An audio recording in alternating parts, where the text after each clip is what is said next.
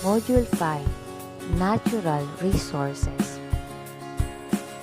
Most essential learning competencies are: identify the various water resources on Earth, explain how different activities affect the quality and availability of water for human use, identify human activities such as farming, construction of structures, and waste disposal that affect the quality and quantity of soil, give ways of conserving and protecting soil for future generations. Learning objectives, we're going to describe how water resources necessary to support life, appreciate the Earth's bodies of water and its importance to living things, describe how different human activities affect the quality and quantity of soil, and appreciate the importance of soil, quality and quantity to humans. Natural resources are those materials created in nature that are used and usable by humans. They include natural substances like soil and water, and energy supplies such as oil and gas that serve to satisfy human needs and wants. Water resources. The resources most available for use are the waters of the oceans, rivers, and lakes, and also includes groundwater and deep subsurface waters and glaciers. What are the types of water resources? There are three main categories of water resources, which includes surface water resources, groundwater, and saltwater resources. Surface water is any body of water above ground, including streams, rivers, lakes, wetlands, reservoirs, and creeks. The ocean, despite being salt water, is also considered surface water resources. Kinds of surface water resources: we have lakes, a body of water that is surrounded by land. It is a fresh water source. Based from the pictures, it is an immobile body of water. It looks like a huge pond, and it does not communicate with other water bodies. Lakes are created from a variety of geological events such as tectonic basin lake. We have volcanic lake, glacier lake, and groundwater discharge lake. In the Philippines, we have the largest lake, which is known as Laguna de Bay or Laguna Lake, the largest freshwater lake with an area of 90,000 hectares and an average depth of 2.5 meters and has estimated 3.2 trillion liters of water. While the deepest and highest lake is the Taal Lake, which is a freshwater volcanic great lake in the province of Batangas with a maximum width of 24 kilometers, and it has an area of 244 square kilometers and a maximum depth of 172 meters. Lakes generate water from collection of water in low-lying areas, natural or man-made dams, rivers and streams, and groundwater. Rivers. It is a natural stream of water that flows in a channel with defined banks. It is also a freshwater source. Rivers are flowing bodies of water, while lakes are still bodies of water. Unlike lakes, rivers aren't enclosed by land. It moves along its water banks and communicates with other water bodies. Based from the diagram, we have the liquid fresh surface water percentage, and the largest percentage is the freshwater lakes and reservoir, which is comprising 45.7%, and the blue one comprising of soil moisture comprising of 23.8%, and the rest percentage is come from moistures in plants and animals, atmospheres, wetlands, rivers, and streams. Wetlands, generally defined as shallow water areas or lands that are periodically flooded by water where oxygen-free processes prevail. The primary factor that distinguishes wetlands from other landforms or water bodies is the characteristic vegetation of aquatic plants adapted to the unique hydric soil. Wetlands are areas of land where water covers the surface for at least part of the year. They are not as important as lakes and rivers for water storage. However, they play vital roles in erosion protection, flood reduction, groundwater replenishment, trapping nutrient and sediment, water purification, and providing fish and wildlife habitat. Glaciers. How much of the Earth's water is stored in glaciers? Based from our references, 97.2% is in the oceans and inland seas, and about 2.1% of all Earth's water is frozen in glaciers. 0.6% is in groundwater and soil moistures, less than 1% is in the atmosphere, less than 1% is in lakes and rivers, and less than 1% is in all living plants and animals. About 3/4 of Earth's fresh water is stored in glaciers. Therefore, Glacier ice is the second largest reservoir of water on Earth. Glaciers contain almost 90% of fresh water, which is considered the largest reservoir of fresh water here on Earth. It is situated mostly in Antarctica, Greenland, and other snow mountains. All living things require water to grow and reproduce. 97% of the water on the Earth is salt water, and ocean is considered a huge body of salt water. Only 3% is fresh water, and slightly over 2/3 of this frozen in glaciers and polar ice caps. Oceans contain an average of 35 grams salt per liter and also can be used after being desalinated. Saltwater resources is also called saline water. It is most commonly refers to oceanic waters in which the total concentration of ionic solutes is typically about 35 grams per liter. Saltwater examples are Pacific Ocean, Indian Ocean, Great Salt Lake, Salton Sea in Southern California, and Mediterranean Sea, to name a few. Groundwater resources, a water that occurs below the surface of the earth, where it occupies all or part of the void spaces in soils or geological strata. Groundwater is often hidden deep in aquifers, permeable rocks, and sediments, and it is extracted using pumping wells. Sources of water. In the illustration, we have two categories: surface water and groundwater. Surface water, which includes lakes, ponds, streams, and rivers.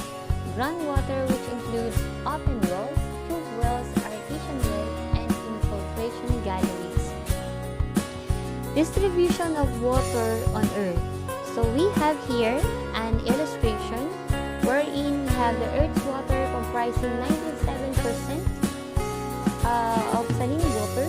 Fresh water is 3%. In the fresh water, we have 68.7% found in ice caps and glaciers.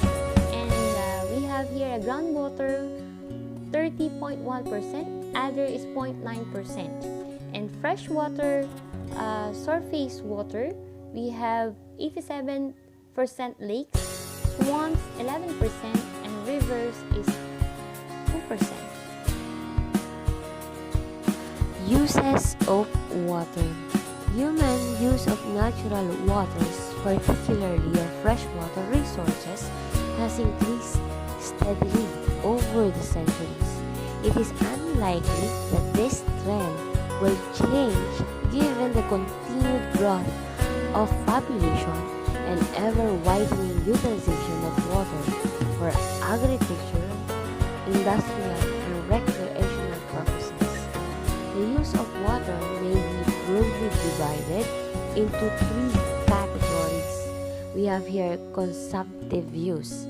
When we say consumptive use, it refers to the use of natural resources in which these resources are utilized, like irrigation use. And we have here partial consumption use, which are the following: domestic use, industrial use, institutional use, public use, and fire demand.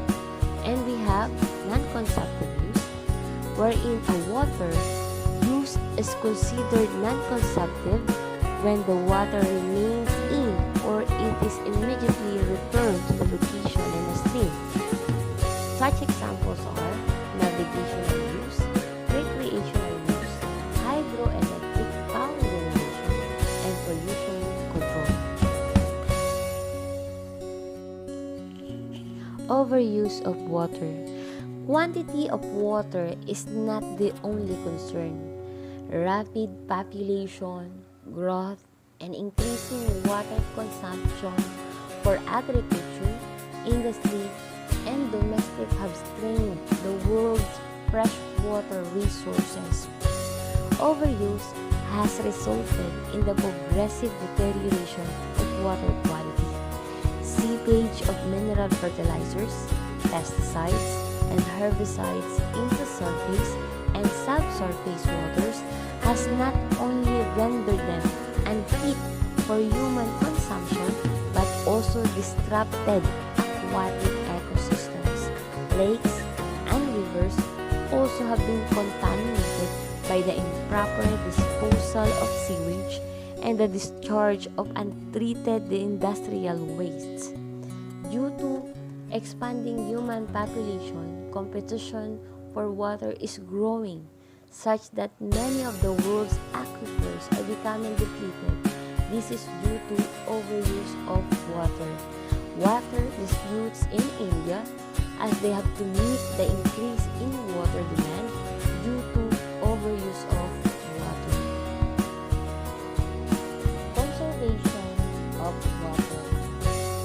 Water conservation includes all the policies, strategies, and activities made to manage fresh water as a sustainable resource to protect the water environment and to meet current and future demand. Efforts are being made to curb or try to control the contamination of water resources. For example, regulatory action by the government to reduce phosphorus input into the lake, or the implementations of improved waste purification technology by certain municipalities. This not only helps to restore water resources, but also conserves the water supply by effective recycling, since there is a immediate need for the conservation of water. We have here the domestic conservation of water resources,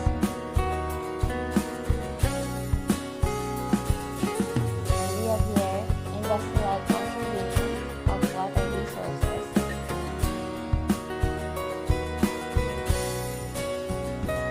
and agricultural conservation of water resources.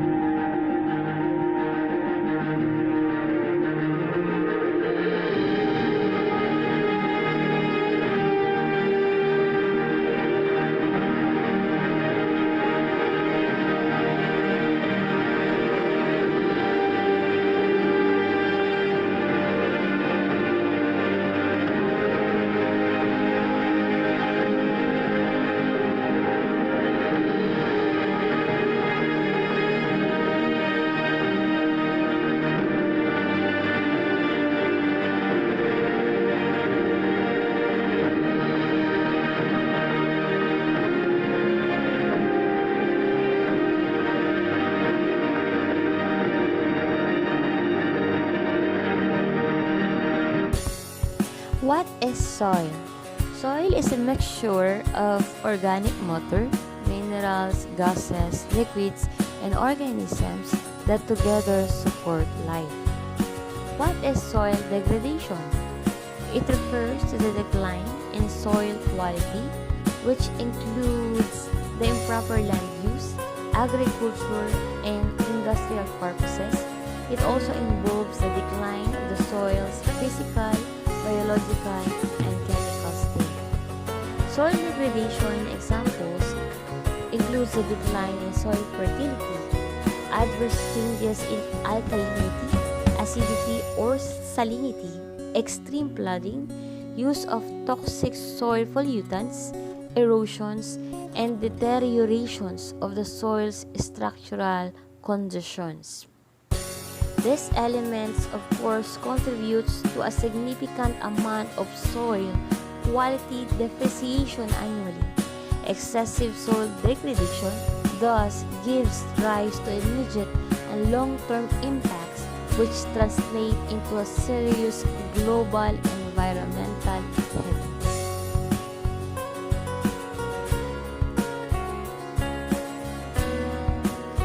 How do human activities affect our soil?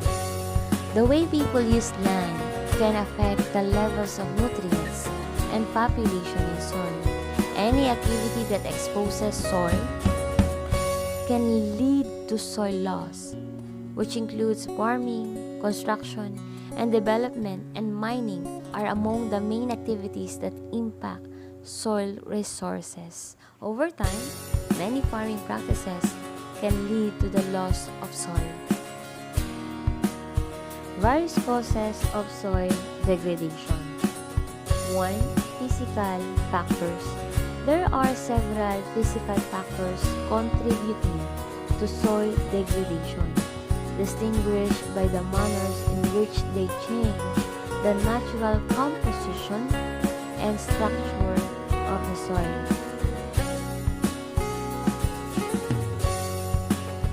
2. Biological factors.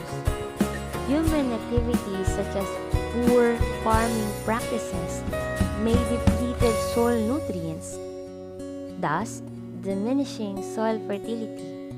The biological factors affect mainly lessens the microbial activity of the soil. 3. Chemical factors. It comprises the alterations or variations in the soil's chemical property that determine nutrient availability. Deforestation. When trees are removed by logging, infiltration rates become elevated and the soil remains bare and exposed to erosion and the buildup of toxicities. Some of the contributing activities include logging and slash and burn techniques used by individuals who invade forest areas for farming, rendering the soils unproductive and less fertile in the end. 5. Misuse or excess use of fertilizers. Most agricultural practices involving the use of fertilizers and pesticides often entail misuse or excessive application, thereby contributing to the killing of soil's beneficial bacteria and other microorganisms that help in soil formation. 6. Industrial and mining activities. Soil is chiefly polluted by industrial and mining activities. As an example, mining destroys crop cover and releases a myriad of toxic chemicals such as mercury into the soil, thereby poisoning it and rendering it unproductive for any other purpose. Industrial activities, on the other hand, release toxic effluents and material waste into the atmosphere, land, rivers, and groundwater that eventually pollute the soil, and as such, it impacts on soil quality. 7. Improper cultivation practices.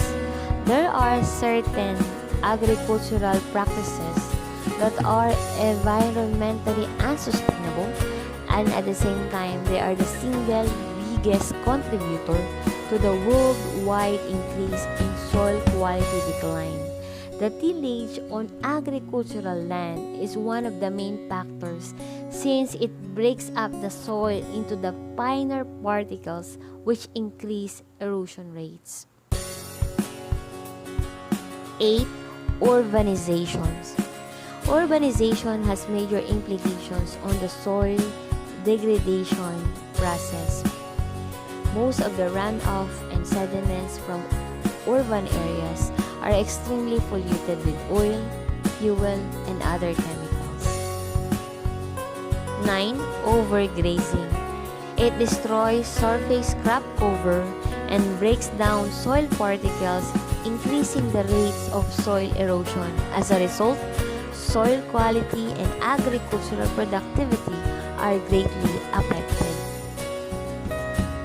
Effects and solutions of soil degradation. So we have here the effects of soil degradation. 1. Land degradation. The decline in soil quality as a result of agricultural chemical fertilizers also further leads to water and land pollution, thereby lowering the land's worth on earth. Loss of arable land. Because of soil degradation contributes to land degradation, it also means that it creates a significant loss of arable land.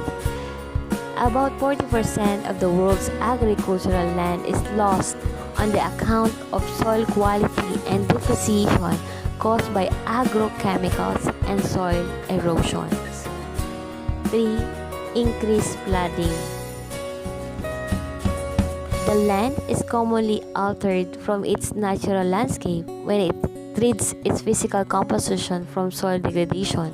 For this reason, the transformed land is unable to soak up water and making flooding more frequent. Drought and aridity. Drought and aridity are problems highly influenced and amplified by soil degradation, pollution, and clogging waterways.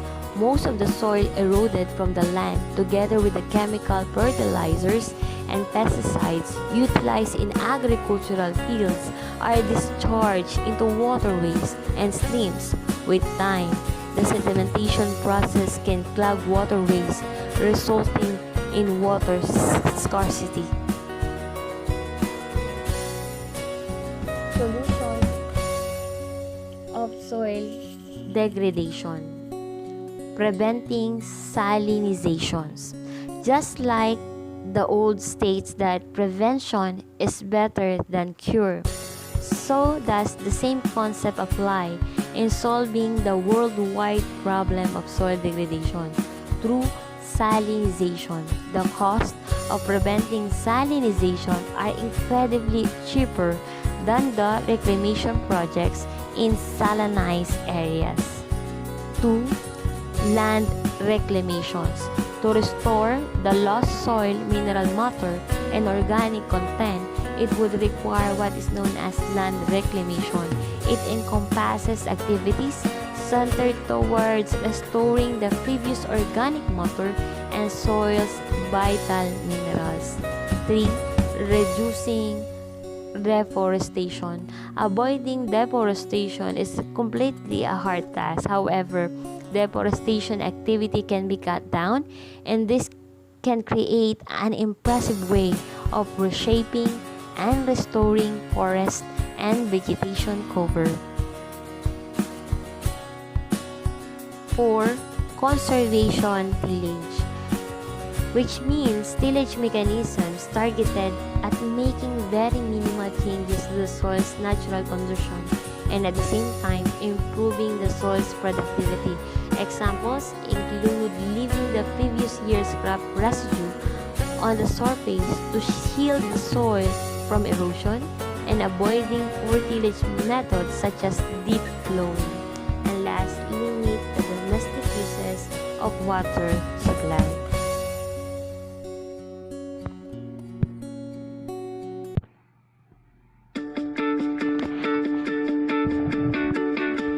Why soils are important is because primarily they produce food. Soils are important for other ecosystems. They're important for growing trees, grasslands, and so forth. We're at the stage where we're 7.5 billion going to 10 billion people. So we have this, and we hear a lot about this, the increase in population. But what we don't hear about is the fact that there's no more expansion of agricultural land. And so that's the point, is that we have a limited amount of land available, and we have to make the most of that land. And that's where our current focus is, focusing in on how to make that more productive and how to be more efficient on the land that we have. Well, the reason it's important for our producers is they're making a living on the land. They're growing crops to feed people, but also to make a return on their investment. So they're looking at inputs and outputs, and they are very much aware of how much they're putting in. Sometimes there's leakage from that system.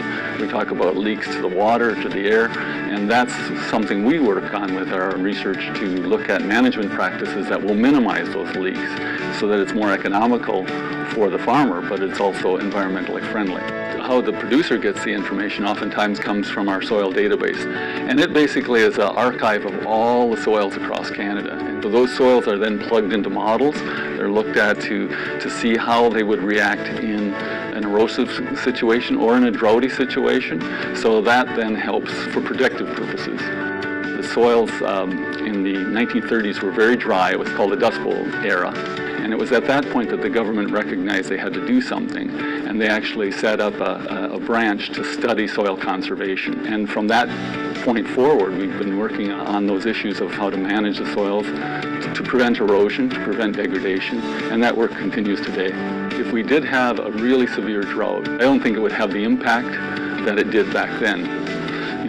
Almost 80 years of research, we've got some measures and techniques that are in place that prevent that. I think our work for producers is focusing in on helping them to be productive, efficient, and to manage a system in such a way that's economically viable for them, but environmentally sustainable. We have here activity sheet 1.1 for group activity, and activity sheet 1.2 for individual activity.